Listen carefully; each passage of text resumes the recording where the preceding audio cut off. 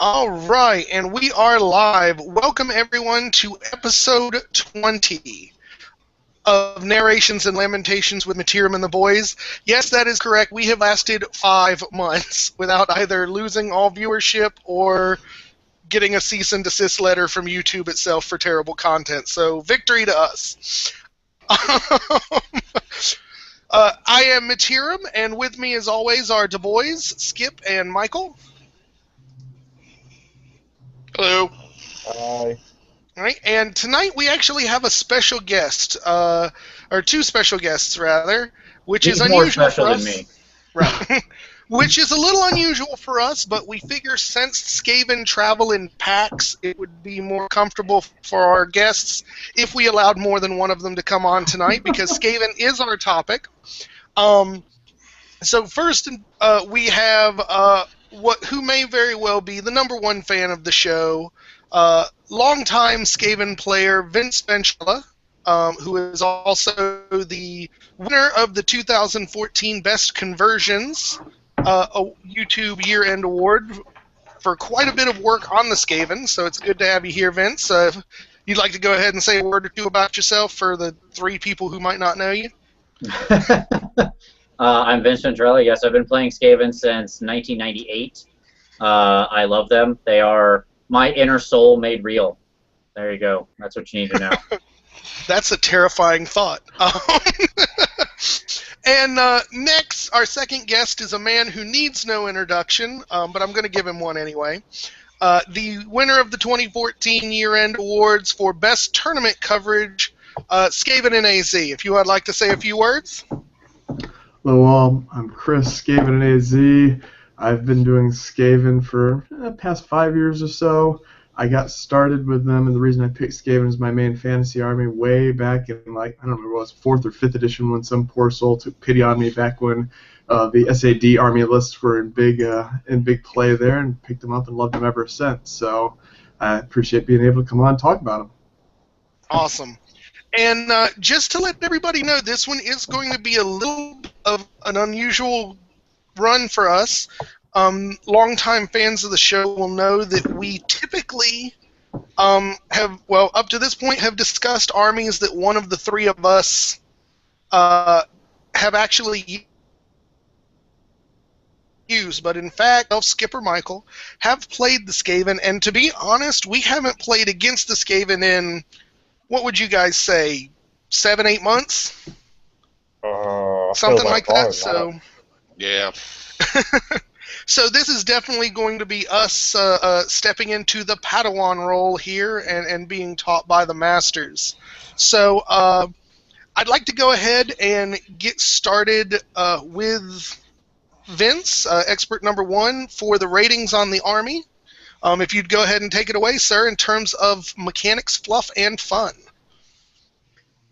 Sure. So mechanics. All right. So for the Skaven, realistically, they're a 9 on mechanics if rated on how wacky and unique and much they speak to the army and all of that, because they are all of those things. They have the most unique set of mechanics in the game. There's no better convergence of sort of the story of the race being told through the mechanics than Skaven. That being said, being able to internalize the mechanics of a book printed in 2009 with 9 pages of errata where every single thing has a special rule and a table for how it uniquely blows up, because they all blow up. It's just on what particular roll of the D6 does this one explode and or kill this unit it's next to. That's really all you're rolling for. And, on that account, they're probably a 3, so I'm going to cheat and give a split answer to that. So then that's mechanics. Fluff, again, very high rating, certainly probably a 9. They're fun. They have a great story. They have this enigmatic council, and their clans are very, they give you a lot of fun modeling opportunities. You can, there's always a clan that you happen to like. You can make your own clan up if you're a narrative player. You can very easily put one of your little guys on the Council of 13 or something in your story. All of their little units are cool, and they look different on the table, and they're very fluffy and stuff like that. So as far as that goes, very high rating. Now, fun, I'm going to cheat again. For me, playing them, like a 10, because who doesn't love cannons that don't get stopped by buildings or monstrous infantry? And Who doesn't love, like, shoving giant, basically unbreakable slave bricks into people and just watching them go, but, yep, see you in 3 turns, but they're just going to sit there for a little while. You're going to kill a bunch, and who cares? I've got bodies. And, so, like, fun-wise for you, the player, often very high. If the other person isn't ready for that experience, if they're not ready for the wackiness, and I'll also say if you as the player aren't willing to tolerate a high level of randomness for watching your army just explode as you roll the bad stuff, then that number's going to go down considerably.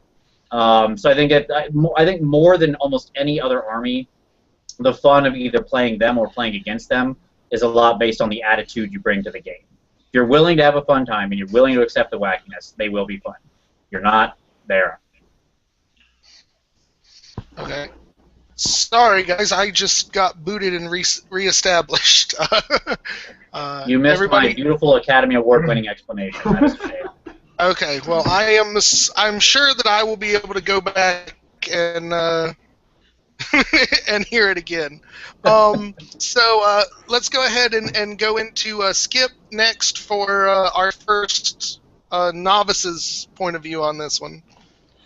Well, as a novice, I've only encountered the Skaven once or twice, but I've always enjoyed Frank Sinatra, Dean Martin, and Sammy Davis Jr.'s music. So when we're talking about the Rat Pack, it's actually one of my. Oh, we're talking about Skaven, aren't we? Yes. I'm sorry. Oh, okay.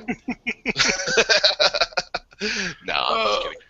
But anyway, as far as I will start with like fun to play against. I think they actually are, because you never know what the hell's going to happen. I mean, their wackiness, their randomness, excuse me, is definitely a change of pace on the board. So I want to give them a solid 10 for that. I'm not really going to address the fluff because I don't know a whole heck of a lot about it. So I'm going to kind of leave that as like the Riddler question mark there. Now, as far as mechanics, though, I think it would be probably around either 2 or 3 if you're just starting out as a Skaven player because you don't know what the hell to set up or what to do. But probably 8 or 9 once you get get accomplished, get some games under your belt, and figure out, hey, I can actually make this work. So there you go.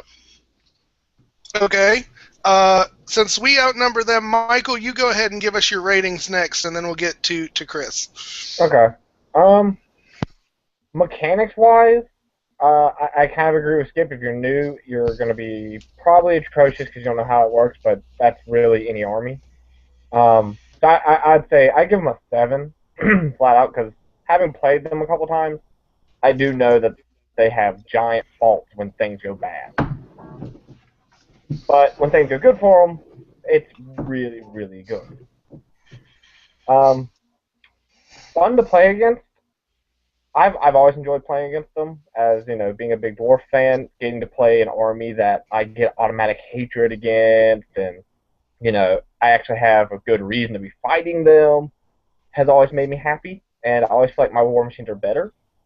But I'll give them a solid 9 there. On fluff, though, I'm gonna go with Skip and say I can't give that a proper rating, as I've not read anything of their book. Okay. Well, Chris, let's get another one of our educated ratings here. Fair enough. Mechanics-wise, I'm very tempted to echo Vince's comments in the fact that anything with a 9-page errata that raises more questions than it answers is probably not going to be the best mechanics-wise.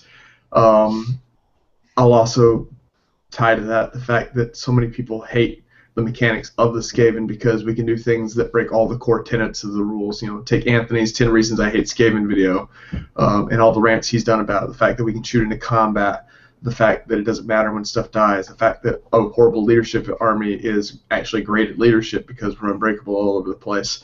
From a mechanics-wise, from a play style, I really enjoy it. I like having the fact that I can just send stuff to die, and it doesn't matter. Kill 50 people, I don't care. It costs me 100 points. Whereas elves, there's 500 points gone that you can't replace because something bad happened to them.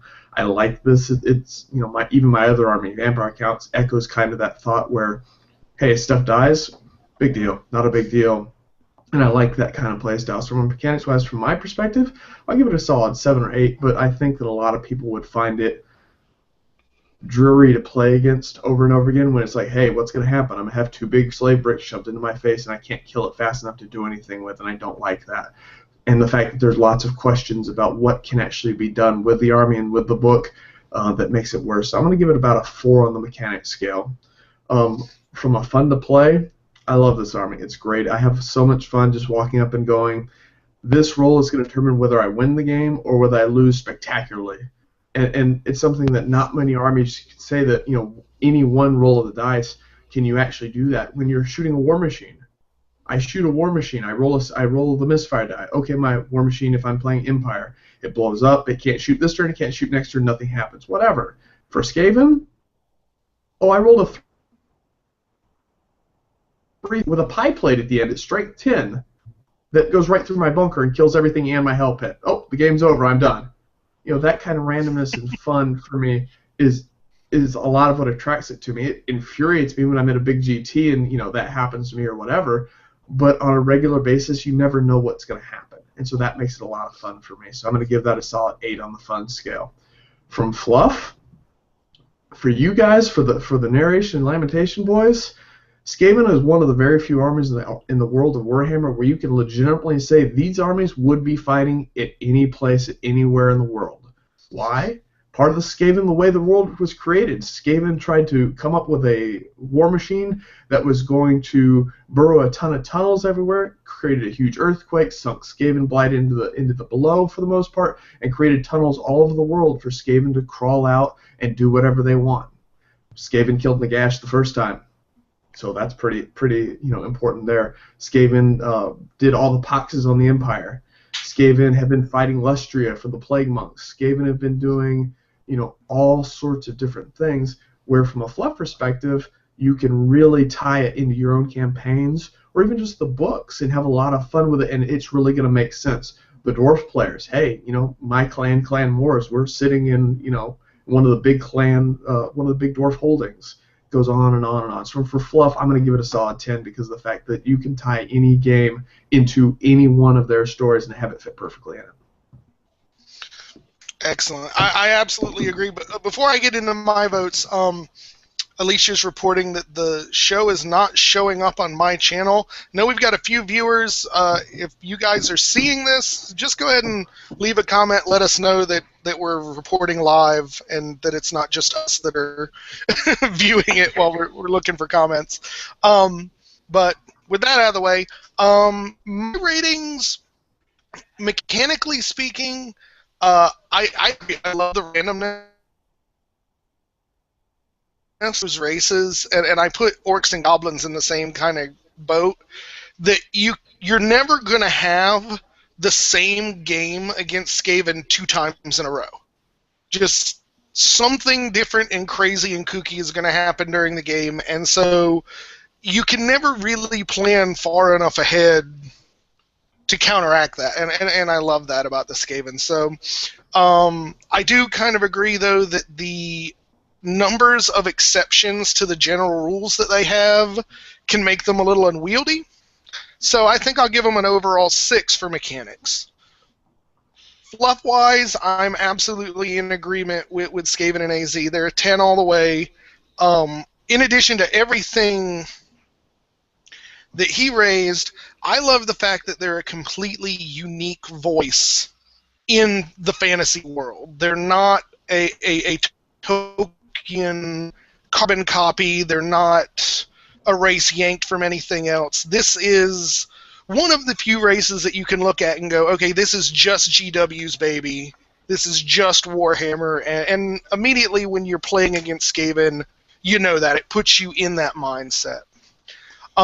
As far as the fun goes, I enjoy playing against some randomness. It can sometimes suck the fun out when the Skaven dice are just rolling hot and there's literally nothing you can do tactics-wise to handle 3/4 of your army being blown off the board by wacky Skaven hijinks.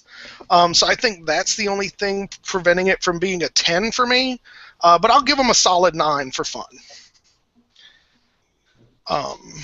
So definitely seems like we've got quite an interesting group of Skaven lovers, or at least likers, around here.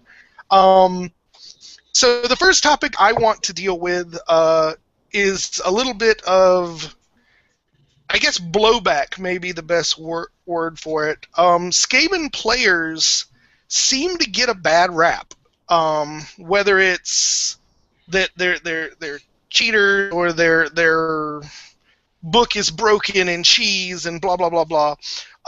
What do you guys who have played Skaven for a while, have you noticed that? Have you felt that sort of discontent from the people you play against? And if so, what do you think is the core cause for it? I definitely think I've seen a lot of that, and it was, I think it was worse when the book first came out, because now that the book's been around for 5-6 years, more people know what we have, and there have been the power creep on the other books has kind of killed that off somewhere. Things have gotten, you know, better than the Hell Pit or the things like that, but a lot of people just don't, you know, the shock and awe factor of what the book can do. When I roll Dreaded 13th up and delete your entire unit that has a 2+ ward save magic. What? Huh? You know, people just don't expect that to happen because they're not prepared for it, and they don't know what all these things can do. So from that perspective, I think that they find the book, you know, really, as you said before, unique in what it'll do and how it works to what everybody else will do, and they don't find that very normal, and they find that sometimes unfun, or that we're cheesy for doing it when they don't see the counter side of it, when, you know, all our stuff dies in one round of combat, or when my general somehow sucks himself down the hole and all of a sudden my previously unbreakable army, the entire army runs off the board or blows up. You know, there's just a lot that I think people just don't know and see from that perspective that they're used to. From the player side of it, people will call you cheesy or a cheater for playing Skaven just because they don't understand, or they see you doing things with these big bricks of units or whatever, and you know, they don't like how you're doing it, or they don't like that you're moving it the way you are, or whatever. It's just the way that everything works. It's not specific to the army, I think. I think it's more specific to just the inexperienced player, or the people that haven't been around Warhammer for as long and know what to do and how to fight the book.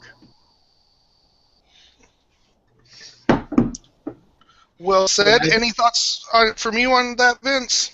Yeah, I wanted to just real quick. I wanted to touch one thing for Mr. NAZ there. You see this right here? This is a plague furnace. Okay, I'm sure you're familiar with this. I've seen it. That's a plague furnace. This right here, this is a vermin lord. I'm not sure if you. I watched your most recent battle report. I wasn't sure if you knew what the difference was, so I thought I'd help you out just so you could see. Just for I explained it in my battle report. I don't have it yet. Sorry. I have to make allowances in the budget for things to get done and for waiting for everything to pick up. My GW store's 44 miles away, so I have to... Just stop. I'm not going to defend myself anymore. Obviously, I watched the battle report first, and I went and purposely got those 2 models, and I've been sitting on that joke for like a half hour just waiting. All right, yes, you're fine. No, it was all good. I was happy to see him on the table, so it was awesome. Even if he was a building or something walking around, basically. No, so, like, yeah, I think that's absolutely true. I think it's because when a player sits at the table, your opponent, there's this, you show up and you have a set of conceptions about how the game is going to work, right?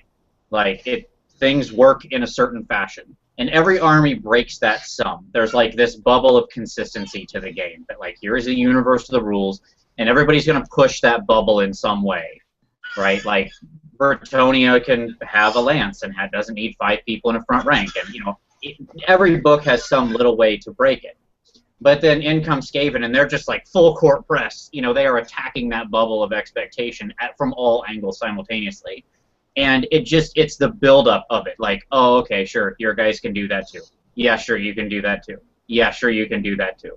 You know, and they say that enough that they have to accept this rules breaking, and it gets drilled into their head. It doesn't, and they only remember the one time where that strength 10, where the warp lightning cannon drops strength 10, careens itself through 2 of their monsters and pie plates or drops the template in a brick. and blows them off the table too, and your Doom Rocket rolls the perfect number and kills 14 of their Chaos Warriors. They don't remember the time that, like, you know, what Chris just said, where, like, you accidentally kill all your own stuff. Or, you know, I remember once I set up in, like, this is way back in, like, 98, I had 4 characters plus an assassin or something insane sitting in, like, a 75 deep slave brick, which at the time was beyond unreasonably huge in the world of 3rd or 4th edition. And I was playing a Dwarven player who first turned through a fire thrower at me, rolled max range, clipped 1 Skaven slave, killed it, forced a panic test, 11, 12, ran off the board, lost the game first turn on the first shot, right? And, like, that doesn't get remembered as, like, you know, a thing. They only remember the bad, not the bad for them, not the good for them. So that's what I'll say. Well, it sounds like it's definitely an issue of conception, so I guess that leads me into the second question I had for you guys. As longtime players, when you hear other folks who may not be as experienced about you talking about the Skaven, or maybe even new players getting into the Skaven, what do you see as the biggest misconception that other players have about your army?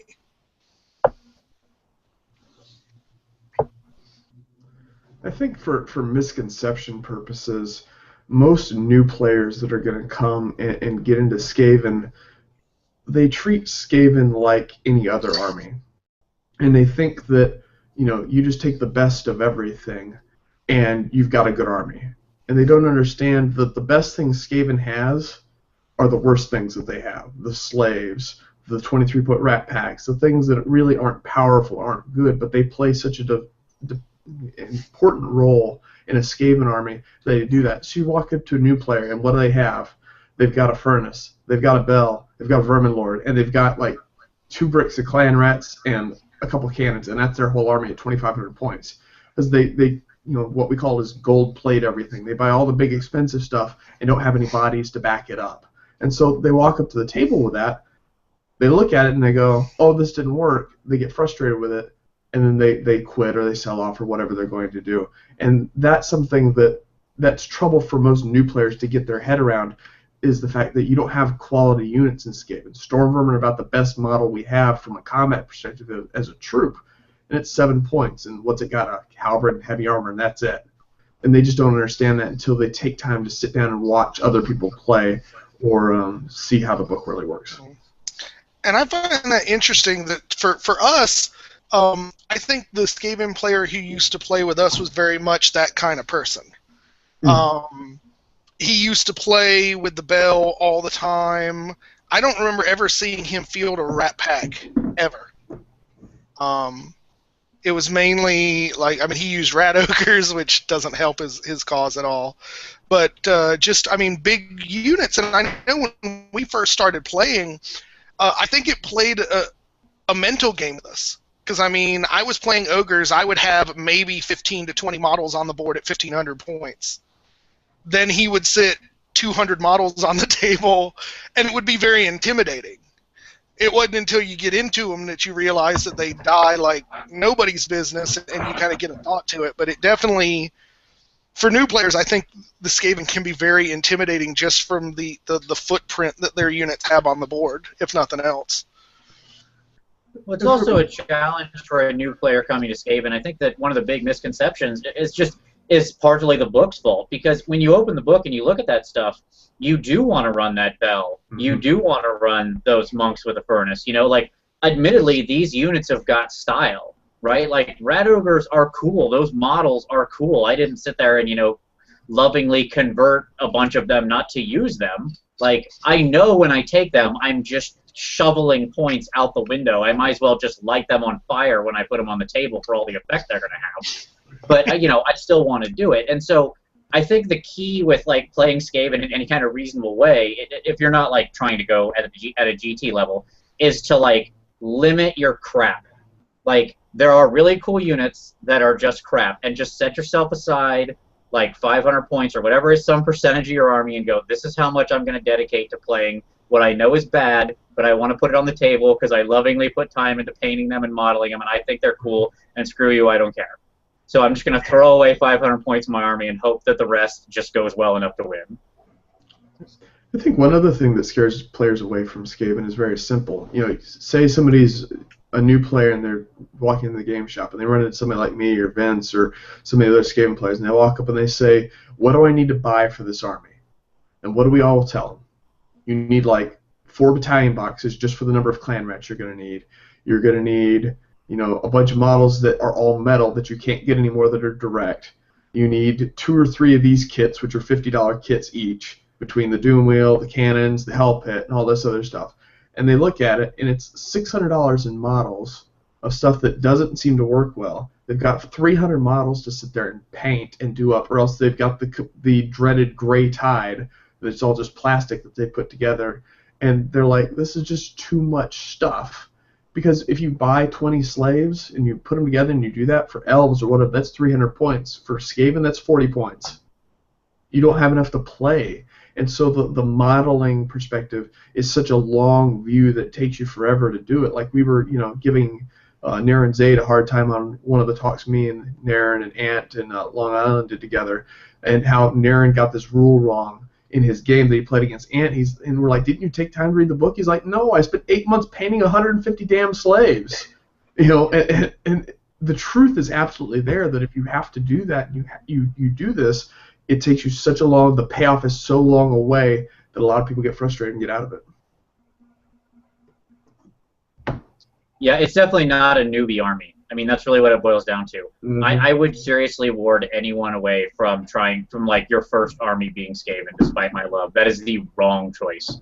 There are just better. It's not going to teach you the game, and you're going to get frustrated. Exactly as Chris said. Like when you stare down 150 things, like I would tell them, turn around and leave this store and go hunt on eBay for Island of Blood, packs of clan rats, because that's what you really need to buy, and just start painting them. It's like working in a mill in like 1870s London. I mean, like it's you have to really, really love the race to want to get on that grind.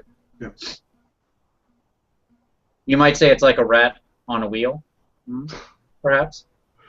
How many bad puns are you gonna do tonight, Vince? A lot. I breed bad puns like rats. No. You would skip both. All right, so that's actually a good lead into our first viewer question from Dark CT. His first question is to Vince and SkavenInAZ. What drew both of you to the Skaven? How did it happen? And do you have any tips for aspiring younger rats, assuming you don't want them to fail and feed them crap tips? Drew me to Skaven.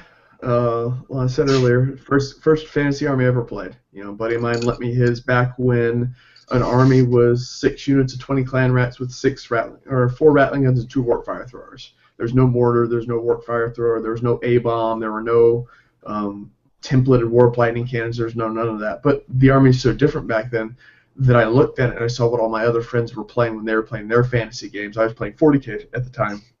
I'm like, this is really cool. In fact, it's much different than anything else.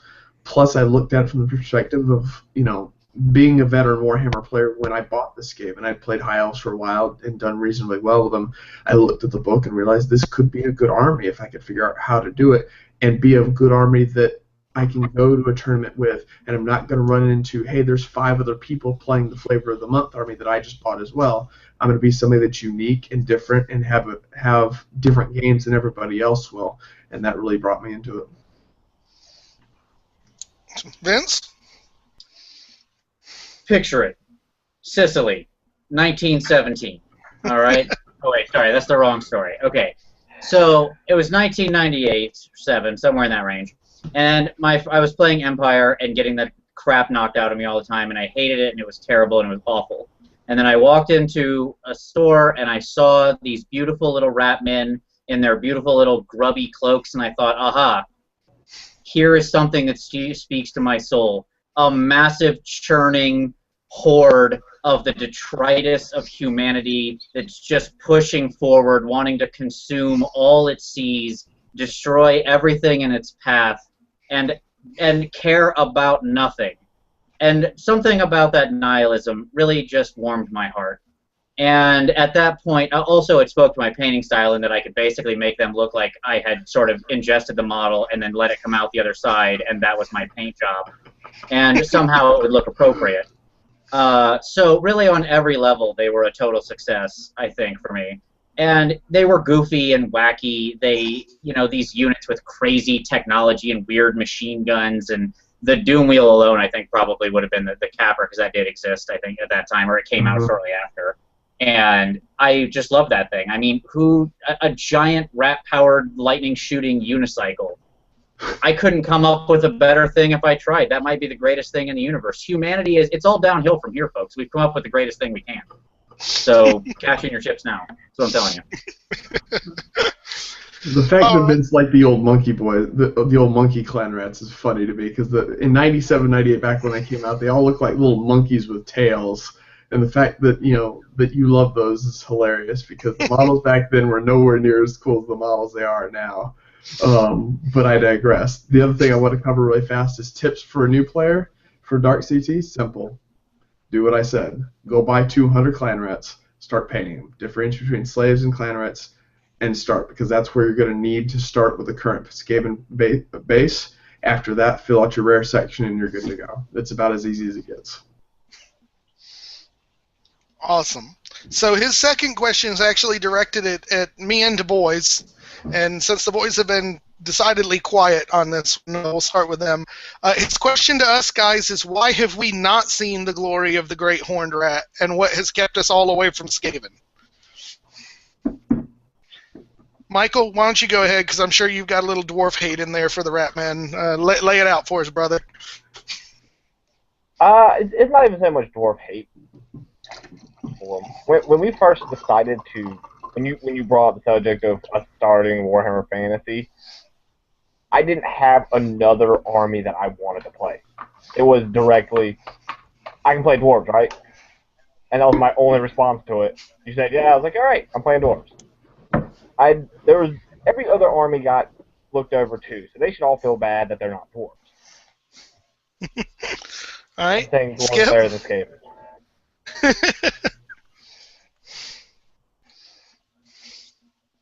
Skip, I think your mic's off. Can you hear me now? Yeah, you're good. Good. Okay.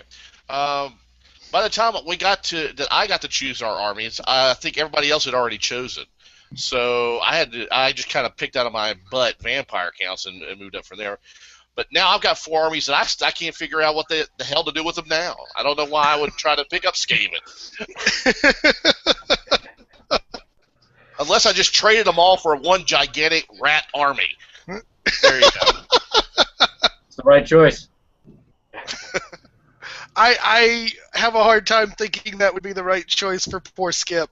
He's having hard enough times with the armies who follow all the rules of the game, much less going through 9 pages of errata. Yeah, but now when you get it wrong, you can just be like, no, that's how Skaven work. Just trust me. You don't need to look into it. That's just wrong. Like, that's cool. It's all good. I need to treat it like that Seinfeld episode when George did everything the exact opposite. Up was down, left was right. Maybe that's what I should have done. For me, it actually does come back to how we were originally choosing our armies.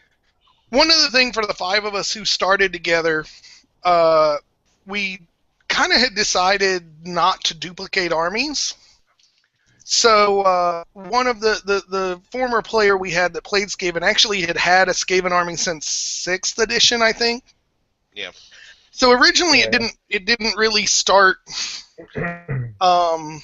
It really didn't start as an option for me. As far as since then, I'm not a huge fan of horde armies. I think that may very well be part of the problem that I'm having with my vampire counts. Is I don't play that well, so I don't think the Skaven really mesh with my personal play style.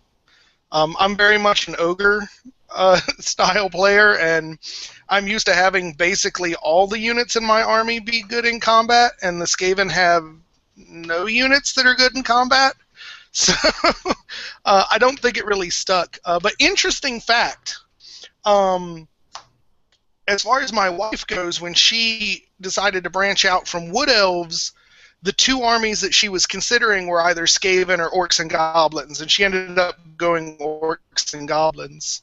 But she says that Skaven are, quote, cute, and she wouldn't mind painting them. So that was one of her considerations when she was considering her new army.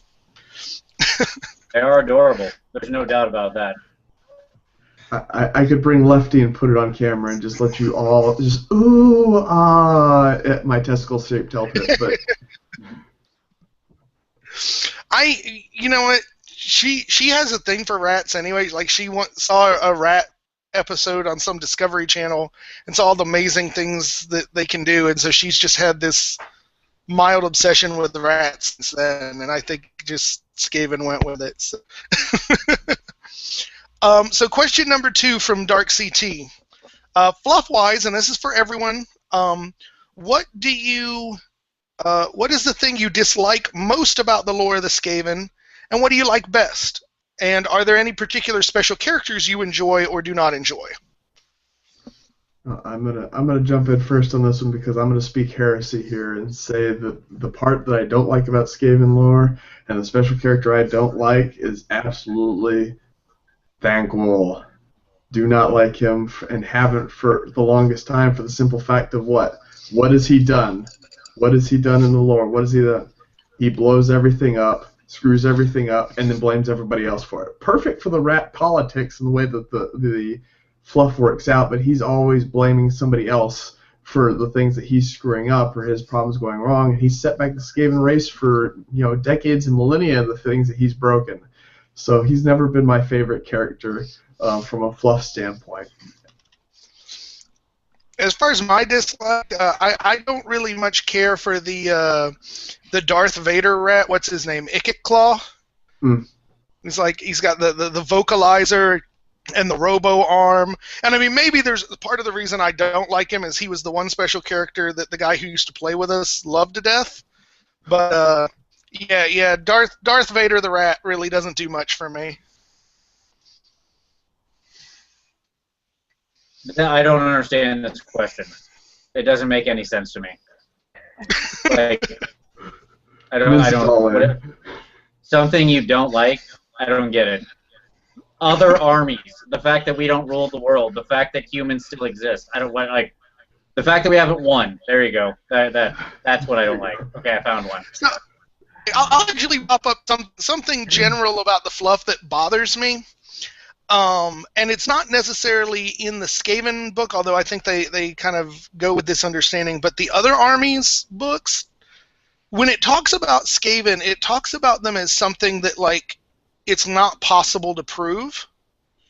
Like, that they deny that the Skaven exist. Mm-hmm. Yet, in the same things, if you go through the other armies books and you look at the timelines, there are instances where they talk about having full-blown battles with these things. The dwarves constantly fight with them. And so ultimately what it makes it sound like is either the other armies are stupid beyond belief because the evidence is all over the place, or they just think that the dwarves are drunken liars and won't believe them. That's because we pay Clan Eshin consistently to go out and clean up all the evidence. There's fluff out there where Clan Eshin, all the infiltrators and assassins, stole into Nuln and all the Empire cities and destroyed all the evidence and all the people that can prove that they were around. And then they just wait for people to forget after a generation or so, then they go back to doing what they are. It's an active campaign that they try to stay out of the limelight, which is smart and fits kind of with that fluff. Yeah, I guess for me it's giving the race almost too much credit to think that they have been 100% successful in that undertaking, I guess is what I'm saying, and that bugs me a little. Well, they're like reverse CSI Clan Eshin. They go out there and they remove evidence and scatter like some goblin poop around, and then it's like, oh, it's just orcs and goblins the whole time. They were just furry. It's fine. Cover it up. I figured it out. What people don't know is actually the Skaven is there one special character that nobody's mentioned yet, and that's Speedy Gonzalez, because he goes to every battle right afterwards and just cleans it all up and is gone before you even know he's there. Oh my god. Vince, I demand a unit filler for Speedy Gonzalez, like running up a hill or something with a cloud of smoke behind him. This All right. has to happen, sir. You must make it. It must be. I'll work on green stuff sombrero. That would be If awesome. Ross figure painting can do a cowboy hat, I can do a sombrero. I'll even fill it with some guacamole.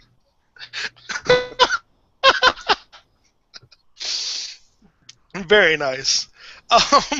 So, third question from him. Skaven in the End Times. I know we're sadly not on Thanquil yet, but what are your thoughts on this momentous occasion and the various clans on the rise?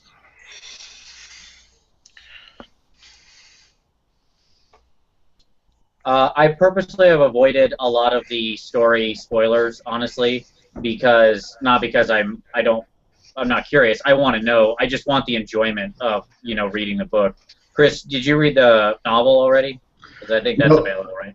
I haven't gotten it yet. I ordered everything in one group from the GW store, so I'll get it on Friday. I'm really excited about it. But I'm like you. I haven't read many of the spoilers yet either, because I want to read the book, the novel, and the Thanquil book for myself and see what happens. But the part that I'm most excited about this, very simple. We've been talking about cartoon characters that Skaven resemble. I'm going to point you to another one and go Pinky in the Brain on you, because what are we going to do today, Brain? What do we do every day? We're going to try and take over the world, and this is when we finally start to do it. From what I've seen in the spoilers that are out there, we start to really push the dwarves back finally further underground where they need to go. We start to get rid of the lizardmen. We really start to make moves on a number of these races that we've been fighting for a long time and start to win. And that's really exciting to see how that's going to change Skaven as a whole, to see just what we're going to get from it, because Skaven has always taken from their enemies and used pieces that they've got from Clan Molder, building bigger beasts, and just some of the Skyr technology and that sort of stuff. So to see what that's going to bring us is going to be a lot of fun. It must be nice to be on the winning side of all this crap. Go evil. Stop playing them neutral armies. You'll be fine. You know who never wins World War? Switzerland. You never heard it, huh? Right? No. You got to pick a side. Well, Okay. you know what? They look at America as the good guys, and the dwarves are good guys, and we haven't won anything in Hey, I wasn't saying good or bad. I was just saying Switzerland isn't in the running. That's all I'm saying. Whether you win or not, Switzerland is super badass. I remember a quote that they had, because Switzerland basically only has like riflemen that are their citizens. They have just a militia, no army. So before World War I, the Kaiser of Germany put forth the question of what is a militia of 250,000 Swiss going to do if they're attacked by an army of 500,000 Germans? And the Swiss's response was shoot twice and go home. So if I have to go down as neutral, I want to at least go down being that badass and neutral. And I'd suggest that Skaven isn't exactly. We're not exactly evil. I think we're, to take D&D into it, we're more chaotic evil, or chaotic, what do you want to call it? Chaotic neutral. We're not evil. We're not trying to be, bring down demons or anything crazy. We just want to kill everybody. That's not, evil. It's just we're interested in us preserving our way of life. So you don't want to bring down demons. So what the hell are those 6 new kits? Just a bunch of Skaven in a suit, like a Muppet Man? What are we dealing with here? That is a manifestation of the Great Horned One. That's not a demon. That's a giant rat. Really? Because I could have sworn the rules on them clearly say demonic. Don't blur the issue with facts here. Come on, stop it. He happens to have magical attacks. He happens to have a 5-up ward save. These are not. This isn't relevant. You're confusing the discussion. He's a giant rat. Okay. I know what demons look like. I know what rats look like. Okay. If I catch a mouse in a mouse trap in my basement, I'm not like, oh, my house has got a demon infestation. No. Okay. So you can sell that story elsewhere, sir. He's a rat. No, but I guarantee you, if you caught a 40-foot tall horned rat in your house, you would probably be considering demon. I would think all my dreams have come true. Let me put this in perspective from GW's. Just looking at the GW part of this, okay?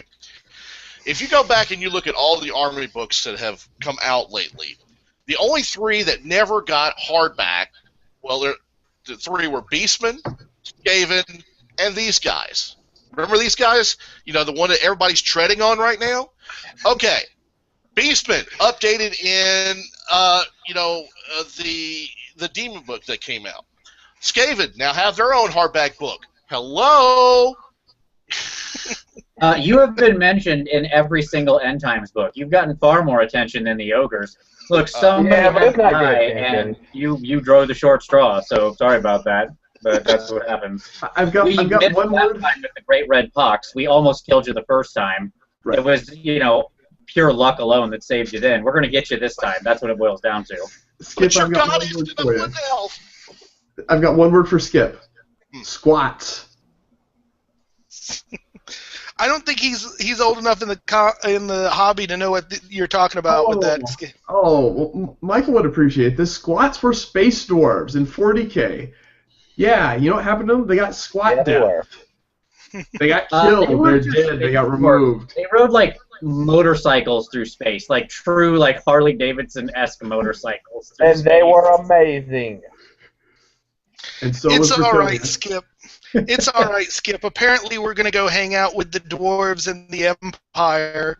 My ogres will bring cookies. It'll be But all here's my right. advice for you, Skip. See if those lizard men have any room left on their spaceship. I heard there might be a bay for you somewhere. Stick a few horses on there. Shoot off. Just count this one as a loss. You've got room for them with the Carnosaurs and the cold ones, right? You just put the Bretonians down there. They can all get along. All right, guys. Before we get too far afield, although I'm enjoying myself immensely, we've got a butt ton more questions to get through. Let's do it.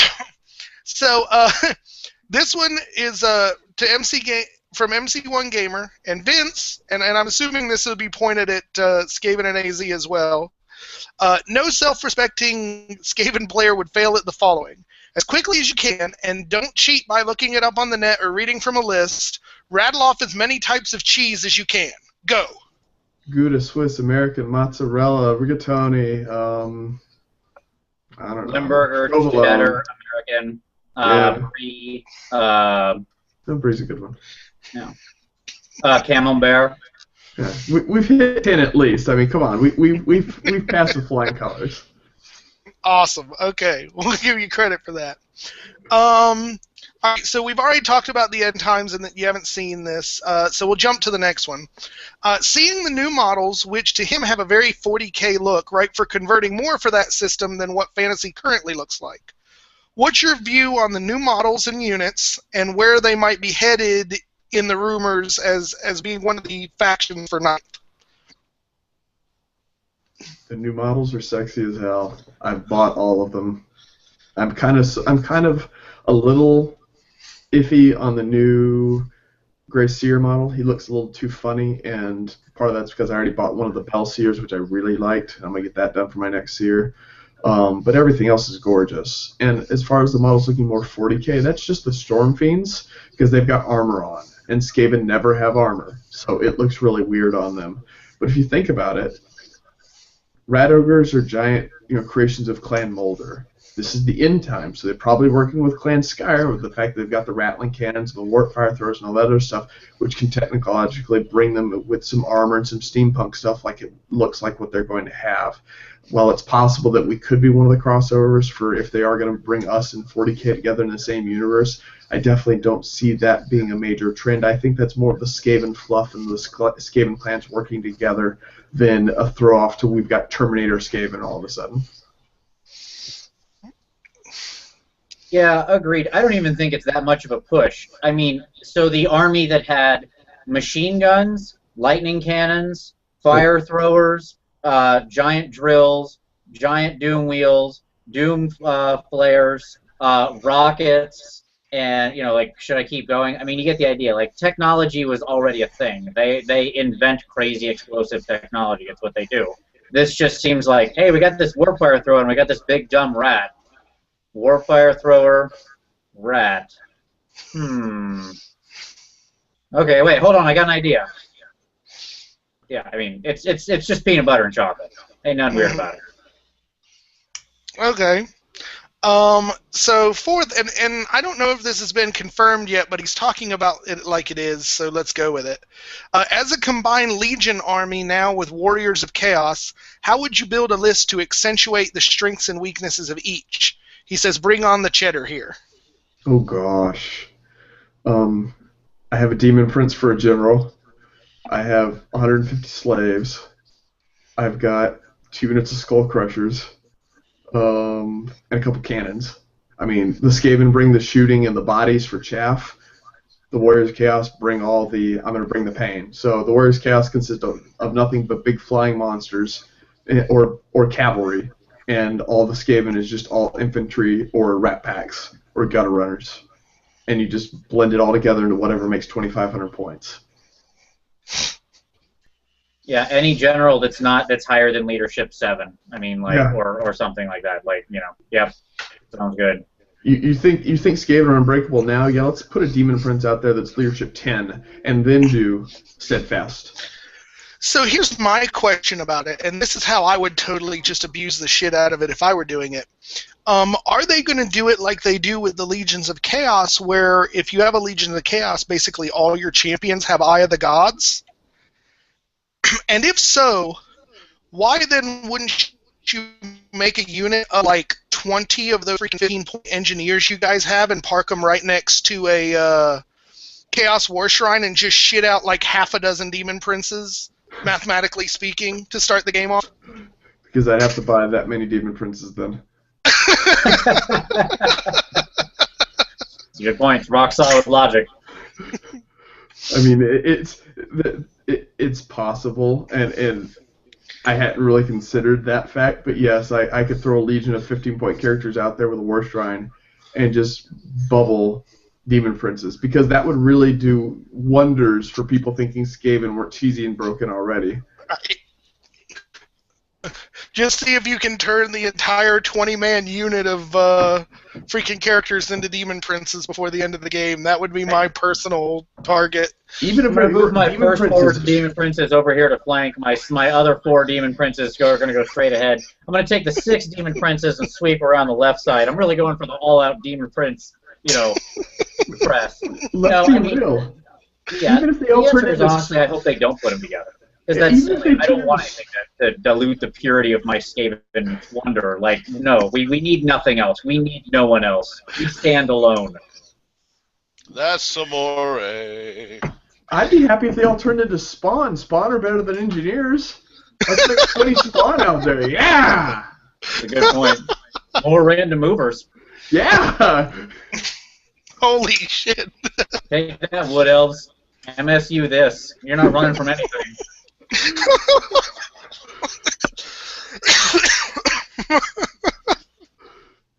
That would be absolutely terrifying. Just sitting across the board from that, just watching that brick turn into And plus, the best freaking part demon is princes. there's no concern, Chris, about buying the model either. Because with Chaos Spawn, you can just like chew up a piece of bubble gum and stick it on a base and like, Right. done. That's good. That's my I got Chaos lots of spare Spawn. 40 and 50 mils I could just do that with. Yeah. Awesome. Okay. So, and this one is from Nicholas Belair. This is a strange question. He says, with the Mega Millions lottery approaching 250 million, do you plan on buying a ticket and then buying Games Workshop? And if so, would you put the Sustainable Center in as CEO or SkavenInAZ? I can't get Mega Millions out here, so I can't do that, unfortunately. But if somebody else chose to do that and install me as CEO and let TSC be CFO, I think we could do some real good around here. I mean, between the two of us, we would get Bretonia a new book. We wouldn't be able to kill off the dwarves because Ant plays those. We just get rid of 3 or 4 of the other favorable factions, shall we say, like the elves. Wait a minute. The Wood Elf is my god, remember? Hold up. Okay. Sorry, bro. Sacrifices have to be made. You needed a new one anyways. Let me answer the far more important question. Do ogres get to stay around? We'd keep ogres around. I mean, we need somebody to be able to do base, slave labor and the heavy stuff. Yeah, we can keep them. All right, as long as I get to keep ogres, you got my vote. So here's I what guess he's shocked dwarf, me. okay. So GW's market cap, that's right, is like 160 million. Okay, I don't know if that's actually in euros. I suspect it probably, or pounds. Sorry, not euros. So it probably is about 200, 250 million, somewhere in there. And I was looking at like their stock price as I was researching it. And let me just point out that the lowest stock price GW has had in the past 5 years happened in the same month as the release of Dwarves. So I'm just saying, just putting things together here. You know, it's making connections. Loses your money. It's bad enough to kick the man when he's down. It's okay. GW obviously hates me in particular. Well, it's all right. We need to be nice to Michael right now. He's still trying to get my ogre-sized boot out of his ass from our last Brawlers Bash prep game. So Terrible. yeah, it was messy. How are dwarves losing to ogres? You have like shooting that does d6 wounds all over the place. Yeah, but the issue is I can't hit a giant brick of them that's hiding behind the chimera. Yeah, the first scenario for that has a mountain chimera that like hangs out in the middle of the field. Mm-hmm. So he's trying to kill it because there's a bunch of extra victory points. I was And just I had wounds. I had a horde of ogres like maxed out with characters in it, and hit him before he could do enough damage to stop me from just blowing through his lines. Mm. But I don't think I'm going to bring that to Brawlers. It's a little too rough for my particular tastes. So. How about one purple sun screws you? Oh yeah. But we're not here to talk about ogres. We still got several more questions. So apparently, Thomas Lyons, who's never asked a question on this show before, wants to know specifically what Skaven list Vince is feeling this Friday so he can prepare his high elves appropriately. That's sneaky, Tom. Yes, he's coming up. We're going to get a game on this Friday. I'll run the Vermin Lord for sure. I ran him once already against the Warriors of Chaos player, and he managed to, although not as much of a kicker list as what you fought there, Chris. Like, this was much more soft by comparison. But he managed to kill off a unit of Blood Crushers by panicking them off, kill off like a Gorbeesh Chariot, and then turn around and dreaded 13th a unit of Blight Kings right off the table, which was just funny because when I irresistible force the dreaded 13th on the Blight Kings, I just picked up the dice and went, they're dead. And didn't even look. I was like, there's no way. You got 5 Blight Kings. Like, I got them. I just like, yep, remove them. They're dead. So, because there's like 5 different one of the Rat Lords. Which one are you using, Vince? I actually, my first sensibility was to agree actually with Chris, was that the Corruptor was the best because the ASF made him, really strong, and Plague on a reroll on a fail was really good because it lets you lower dice Plague out there and such. But, yeah, and he's good, but, the big problems with him is, A, he's frenzied, so he can be, standard frenzy baited away out of the combat, sort of let off as he has to overrun, and B, a lot of the other ones do multi-wounds or have something like that, and, my enemy was right, he had, Blow-Ab Rot Spawn or whatever on the table, who is less points. Like the Chaos guy out of Glocken, whatever the hell, who has 9 wounds and 8 strength and ridiculous poison attacks and whatever that monster is. And he's 410 points, and I was looking, going, there's no way I win this fight. I can't do the wounds. I'm going to hit first, I'm going to hit more, and I'm probably going to wound, but he's not going to die. And then he's going to turn around and beat the living, he's going to beat the pants off me. He's going to hit on 3s or hit on 4s and wound on 2s. Mm-hmm. So that shows which one you don't like. So which one have you been going with? Well, yeah. So that's the only one I've got to play. I've got to play the other ones. I want to give Mr. Free Brass Orb a shot, and I want to give the Warbringer a shot, even though I think he probably is terrible. Whatever. I'll give him a shot. Just for pure combat. I will say that it's possible that Eshin one is honestly really good because my dude happened to have Skitterleap, and Skitterleep is really powerful in that model's hands because being behind them all of a sudden and then firing off other spells and charging stuff is pretty potent. Here's the problem with what you're saying, though, Vince, and this is something that I think we're all going to fall prey to since the book's not out. A Vermin Lord can't Skitterleap himself, other than the Eshin one, because the rule, the Skitterleap spell specifically says you can't. The other problem is that none of the Vermin Lords can take Dreaded 13th, other than the special character one, because you have to be able to swap for it, and only the Grey Seer has the rule that can swap for the Dreaded 13th spell. So it's one of those things where my power scale, when I did it originally, I really liked that one, but I got to thinking about it and looking, I'm like, I can't do as much with this guy as I thought I would, and so I'm going to have to reevaluate where I think I would go with it. Competitively, I wouldn't field any of them. I mean, it's just 500 points of not good enough, as he was saying. But from a fun play style, if you're doing special characters, whatever, I'd invest the 650 in the special character because he can do ASF, he can do the multiple wounds, and he's got Dreaded 13th reroll, which a reroll on Dreaded 13th is worth its weight in gold. So let me ask, guys, I don't know if you've seen the rules or anything. The one who has like the free brass orb, is that like a brass orb TM and that you can't take another one in the army, or is it just a special power he has that's like it? Bonus. It's the thing that gives him a 4-up ward save, and once a game he can throw it and acts as a brass orb, and then he gets a 5-up ward save. It is not a brass orb. It just does the same thing. Yeah, you really can't have two of them. That's pretty scary. My problem with him is that even with his auto 6 on Warp Lightning, I'm just not sure how much value that has. Right. Warp Lightning is a nice spell. It's a fun thing, but for the one cool ability you get max rolls on a Strength 5 magic missile. No thanks. Yeah. Mm-hmm. All right, so we've got a few more questions here. From John Tailby, have you ever worn Mickey Mouse ears to a tournament to channel the Horned Rat? Wrong question. Do I own a set of Mickey Mouse ears? No. Vince? Wrong thing. That's a mouse. We're rats. Right. I did get a Green Bay cheesehead once and wear it to a tournament. That I have done, but I've never worn Mickey Mouse ears. I channel the Horned Rat in the normal way. I just blood sacrifice. I mean, I assume that's what all Skaven players do, right?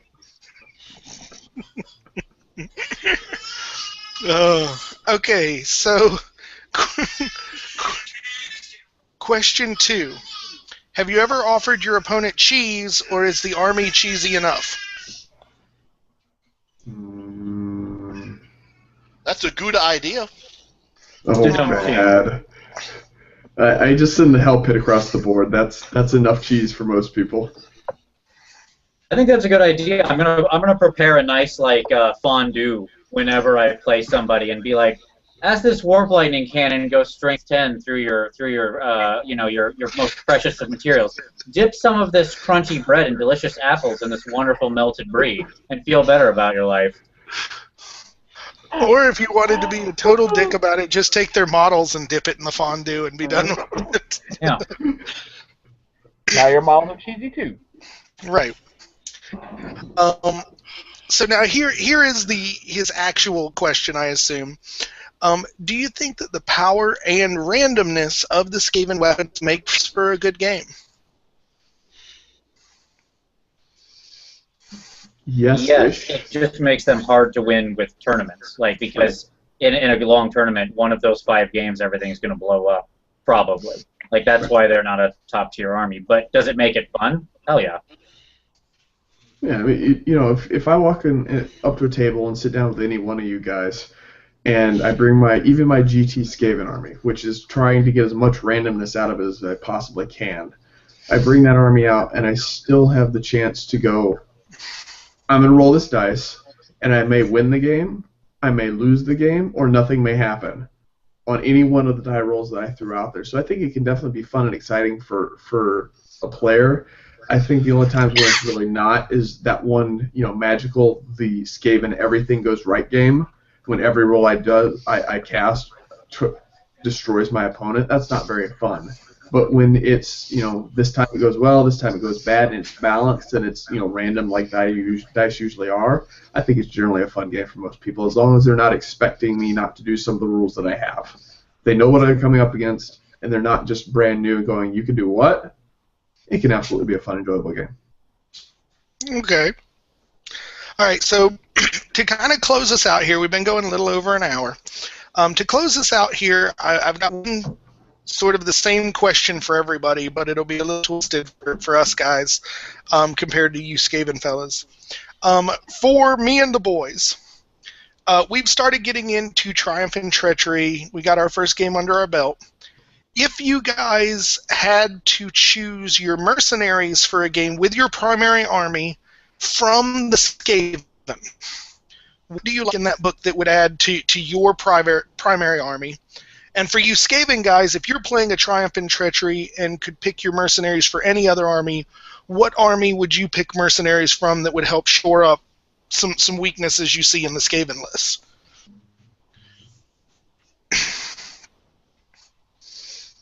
Chris, you want to take first? Sure. I would jump in and take either from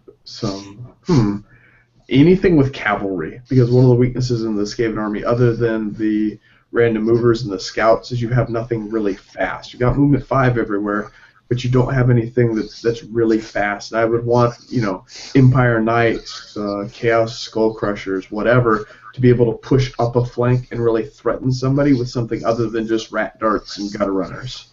And being able to do that would allow my other items to push up behind them and really secure favorable advantages as far as positioning.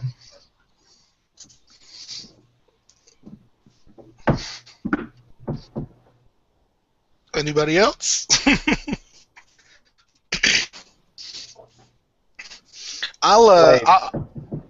What? Slaves. Slaves? Yeah. That would give me the giant mass of bodies to just go, here's units I don't really care about. You fight those for a couple hours. I'm going to shoot the rest of your army. I could definitely see that. I actually think I would take, for the ogres, I would take, I think it's gutter runners, the ones that are scouts and with the poison attacks. Is that what I'm thinking, right? Because, I mean, one of the big things that I fear from the ogres is enemy artillery. And being able to just a small unit of skirmishers just kind of pop up and cause trouble wherever the hell they want to can really help limit some of those problems. So that's probably what I would take out of the Skaven book. I would go Skaven slaves as well. I would do a brick of 100 Skaven slaves and a brick of 100 peasants. Skaven slaves would win that fight. I mean, I put them in the same army. 2 big 100 blocks right there. And with the way you roll dice, we would hit. Michael would hit both blocks with a single fire from a flame cannon and panic them both off the board. I would only kill one model from each, too. Yeah. All right, Vince. So what army do you pick from to shore up your Skaven? Well, there's a couple. I think that cavalry is a very good choice. Cavalry, yeah, cavalry. Because for 2 good reasons. 1, for everything Chris said is right, and 2, after the battle you can eat the horses, which is really nice. Like you always got to be Skaven, you need to always be thinking about food. But Bretonnian peasants also have a similar function, so let me just say that. But we don't need worse slaves for more points. Right. So I mean, other than that, like getting at things like just more. If I haven't played a lot of TMT, so I don't know the exact rules, but if you can take like grab some cannons that out of armies that get them in special or something like that, if those are selectable things. Again, I don't know Triumph and Treachery well, but if you can, so that way I can have even more cannons. Why not? Yeah, basically the way the Triumph and Treachery rules work is you get a certain number of points. I think it's what, a third or something like that. Or no, it's a fifth. Because we got 300 points in the 1,500 point game. You basically get a fifth of the points of your main game in choices from another army. The only thing you've got to do is you have to take a character to be their sort of team captain. But that's easy enough. You take the freaking 15-point engineer character with Dick on him, and then you get the rest of the points and good stuff. Yeah.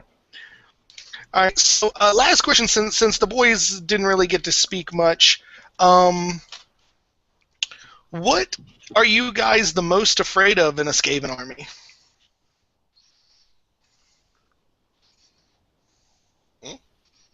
Hmm. I didn't hear Like the if question. you, oh sorry, what are you most afraid to face in a Skaven army? What's the biggest thing that makes you go, holy crap, I need to deal with that now, or it's going to wreck face? Well, while you guys are talking, I'll do mine. Mine is easily the Doom Wheel.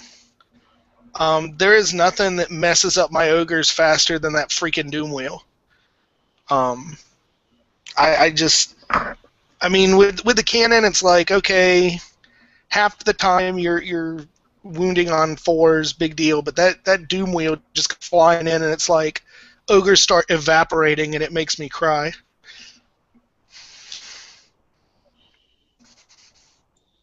I love me a Doom Wheel. I love them to death. As I said originally, one of the things that got me in. I had a very nice game recently where somebody vanguarded some Dark Riders and set them 17 inches away from my Doom Wheel, and then I promptly rolled a 17, slammed into them, blew them away, and then just started ramping bolt throwers around the back of their line. Just that's what you want to see. I'll go Um, next. Go ahead, Skip. Okay, that stupid bell.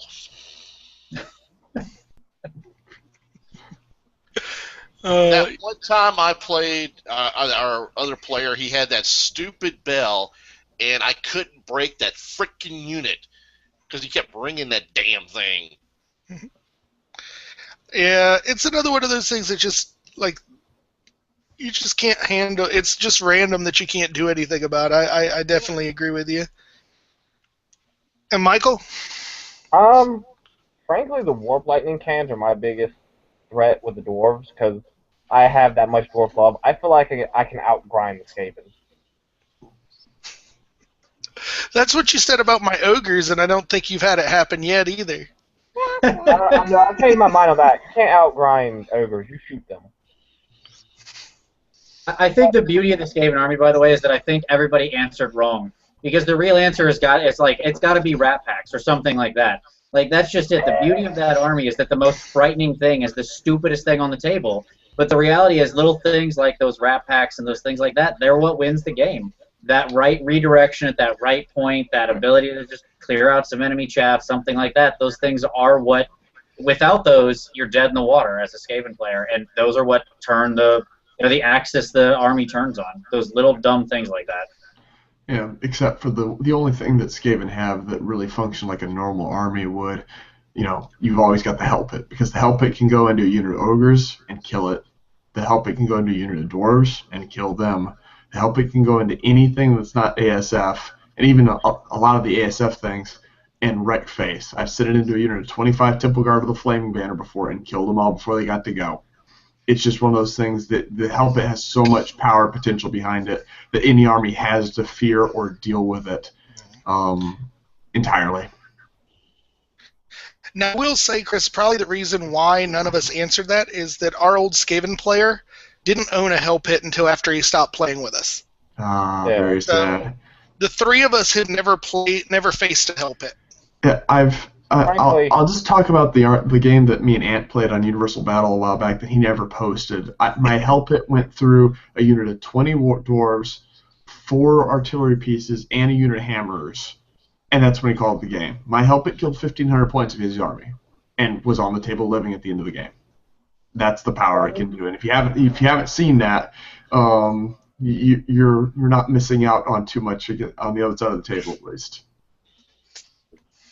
Why no cannon with burning? He tried. He had a building that I was hiding behind. Oh, I just wait then. And then I was into his lines. He didn't get a chance to wait. Yeah, I mean, it's got, what is it, 36 random movement? 3d6 random movement, and I get to just spin in a direction and go wherever. So I got behind a building where he couldn't see me. I got into the unit because he moved a unit up, and at that point he didn't have any opportunity to shoot me because I could just domino through his lines.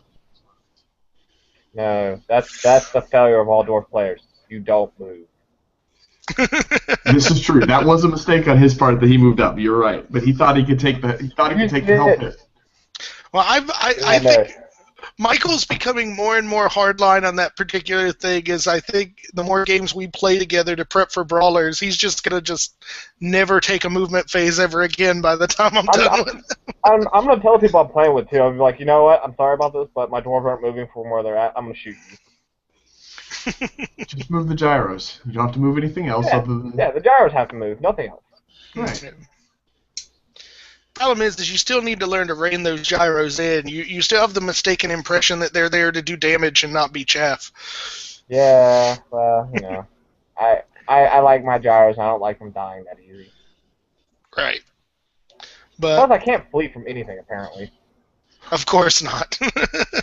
You know, that is the one thing my Skaven are envious of. You cheater, people with cheater abilities to fly. And I don't want to hear that we're Skaven, we live in tunnels, hence why we don't have anything that can fly. You stupid stunties live in the same tunnels, and yet you're out there building freaking helicopters and jet engines, and who knows what's coming next. All I'm saying is, come on, rats, let's get something up in the air. Well, see, I frankly think they deserve that, and you wouldn't even have to change the kit for the warp lightning cannon much, because it already looks like it's built on a goddamn rocket launching scaffolding. You just like turn the cannon sideways, put it down, put some fins on it, but you have Skaven. Just launch that sucker, and it flies around the board after that point. How about that, Vince? I love it. I think the new Storm Fiends would have been a real win if the one with like the Doom Grinder arm could have had helicopter blades on the end that he just like held up and went go gadget, and then the other 5 were just like hanging onto his feet, and they could deploy like 3rd edition Bloodthirster Fly High rules. They're just like coming in, just all hanging down on each other. No, see the reason. The reason I want it to be a rocket is because then the misfire chart just writes itself. You misfire and the thing comes down on a giant pie plate of strength 5 like a damn Doom rocket. It like just crashes and blows the hell up. So I think you're telling me 3-4 on the table is just says like Challenger. Right. Vince, I think we take his idea. We just, you know, we figure out a way for the Skaven to invent our own version of, you know, plutonium. Maybe it's just warpstone crammed with some explosives, and we just start launching it at some dwarves and some ogres. I think that's perfectly fluff-wise. Absolutely. Just tie slaves onto the end and shoot them off. Like, that's what they're there for. The Skaven own Acme. That's what it is. I figured it out. Yep. Exactly. Yeah. Awesome. Well, guys, we're getting to about the hour 20 mark. I'm going to check our comments. Been a little light on comments tonight, but we'll see if anybody has anything to say, and if not, we'll probably go ahead and wrap it up here.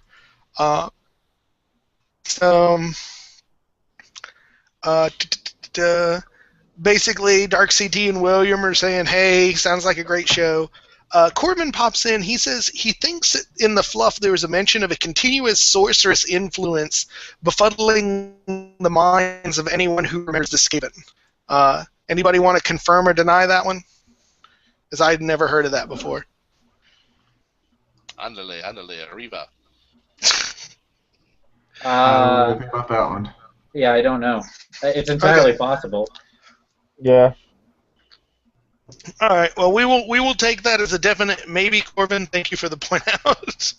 But awesome, guys. That's pretty much it for the comments. So I would like to thank SkavenInAZ and Vince for coming on and helping to educate us on the ways of the Ratkin.